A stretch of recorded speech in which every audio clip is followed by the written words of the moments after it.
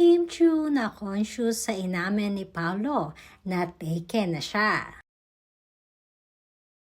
Finally ay umamin na nga si Paolo Avellino sa toong lagay ng kanyang relationship status.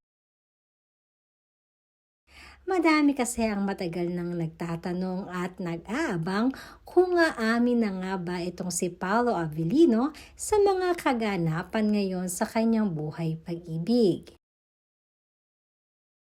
Sa isang interview ni Paolo sa isang out of town niya ay may nagtanong nga kung ano nga ba ang masasabi niya sa relationship status nila ngayon ni Kim Chu. Hindi naman kasi maikakaila na super bagay na bagay ang dalawa at ibang-iba din ang chemistry nila mapa on or off the cameraman. Ayon nga kay Paulo, dapat ay malawak at understanding ang bawat isa pagdating sa relationships. Aniya, hindi lang basta ang nararamdaman mo ang mahalaga, kundi pati na rin ang kapartner mo. Pagpapatuloy ni Paulo, ngayon nga ay mas naging understanding na siya kesa noon sa mga nauna niyang relationships.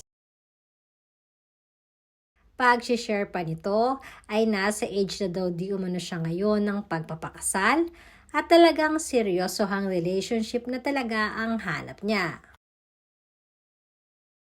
Pagpapasaring pa ni Paulo na ang ideal girl daw di umano niya ay isang understanding, witty at will bring out the best in him. Kasi tahimik di umano siyang tao. Kaya naman umani ito ng mga reaksyon sa netizens na mukhang sakto ito sa pagdidescribe kay Kim Chu.